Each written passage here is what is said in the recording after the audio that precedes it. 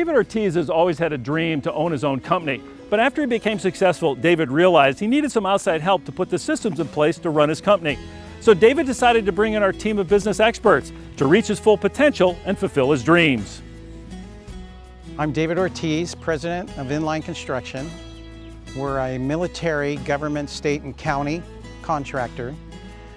The type of work that we do anti-terrorist force protection work for Homeland Security, for the federal government. We do a lot of architectural railing. We do a lot of fencing, barriers, anti-ram fences. I've been employed, or I started my business in 1988, and we have currently 28 employees. I realized that the successful companies out there had a system in place that if the owner or certain people left the company or had passed away, the company could continue to go on without them.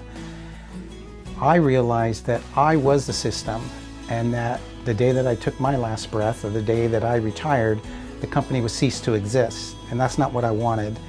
I wanted the company to go on and on and on and on. So I realized the only way to keep this company alive was to put a system in place. And that's why I went ahead and moved forward with the consulting company. Prior to Tom coming in, we just didn't make the money that we expected to make on every project. We just couldn't figure out where we were going wrong, why we were having losses. Well, since Tom came and he worked with me, and he showed me what I needed to do with my bid forms and where the calculations that I had in there that was wrong. He came in, set this up, taught me how to use it, stood by my side for a long time. We went through it and through it and through it until I learned how to use it. And now we're able to bid projects more confidently. And when the jobs are over and we're able to come back and job cost it, we're able to use the dashboard, which shows us exactly where we're supposed to be. So since that has happened, things have been working much better, and I'm very pleased with it. Once Tom and I spoke, and he sat down and he put the dashboard together, I realized how important it was in order to make sure that the company was moving along exactly the way that we put our numbers together. So the dashboard that he put together here has a bunch of folders here, and the first one is our customer log. So when contracts came in, I was able to download everything into that customer log that populates to each one of these other ones. The project status he put together, he said, David, this is really important. You need to know the hours to fabricate, the hours to install, the materials and everything. This project status box is everything part of this dashboard, because within that, we have boxes that will turn yellow. Means warning, you're getting, something's going wrong. Red means it's an emergency. It doesn't mean we're upside down yet, but it's emergency and immediately we stop. So what we do here, as we get up here to the damage and loss, when something's built wrong or something's installed wrong, when we have to redo something, this program here, we plug all the numbers in here, and it tells us how much it really cost us to fix that, and what we have to sell to get back to zero. So what I do is I bring everybody into the room here, and we go through all these folders, especially this one here, that explains how this works. This here, Tom came to me, and this is what I got excited about. He said, David, you can run your company from anywhere in the world using a dashboard.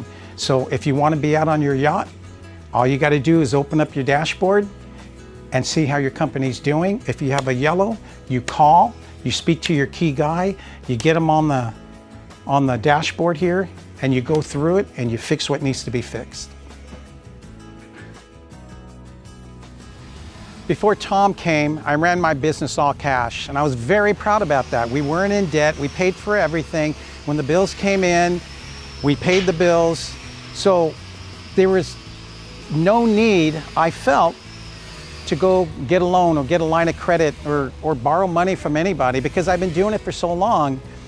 But I realized some of the things that I implemented just blew the company up. And no longer could I run my company on cash. I needed an influx of cash. So what Tom did, he put a binder together about this big. And he was here a long time. It took some time to put that together. It had my projections for 5 years, where we were at 5 years ago, the things that we implemented that actually grew the company to where it forced me to go out and get a line of credit. So we went to 8 banks. We made some phone calls. He asked me what the best banks were. I told him, we made appointments. We went with our binders. Went to all these banks through the rest of the week, made those appointments, and then we waited. And about a week later, we started getting phone calls. And it took a while. I don't know why it took so long, but it took a while. And I'll never forget, one of the banks came and offered me X amount of money for a line of credit. And I told them there is no way that I would accept that.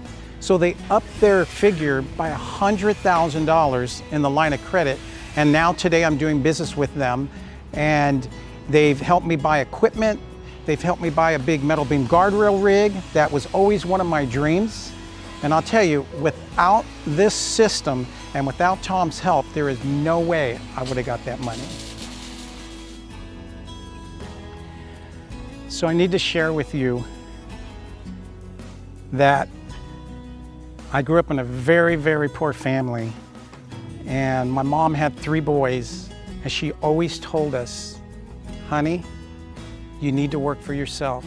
If you ever want what you talk about, you need to work for yourself. She encouraged all 3 of us, and all 3 of her boys own their own businesses today. And I need to share with you that I was a high school dropout. I flunked math twice, and I couldn't read. But my dream was so strong. Here's a guy who can't do math and can't read, who gets into construction, that needs to know how to read contracts and do arithmetic. I learned how to read by using a dictionary and by asking tons of questions. But because of my persistence and because of what I kept hearing my mom say, if you want your dreams to come true, you need to go after them and never, ever, ever give up. Don't listen to the dream stealers, because they will take it from you. If you want what you want, you have to run for it.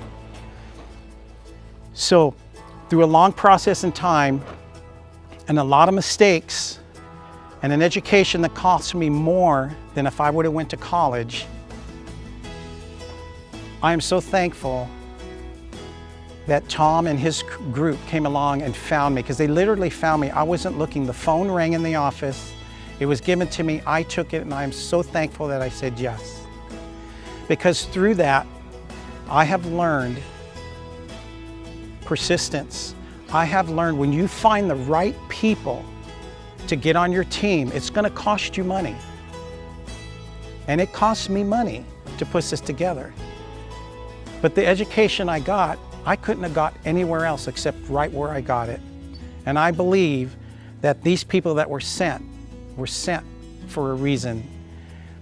Through their help, last year, we almost doubled, and we're expecting to do the same again this year. We're putting people back to work. Through the things that we have put here, many of my employees now have been able to buy homes because of the consistent work that we have. So without the system, that is the most important thing, the system, because I've been told over the years, system. With the system, my dreams are now going to come true. I'm going to be able to travel the world with my family, with my wife, and see my dreams come true. Because now I can open up that laptop and my dashboard come up and communicate with my key people. I couldn't have done it without these people who have come out here to help me. So I want to thank you very much.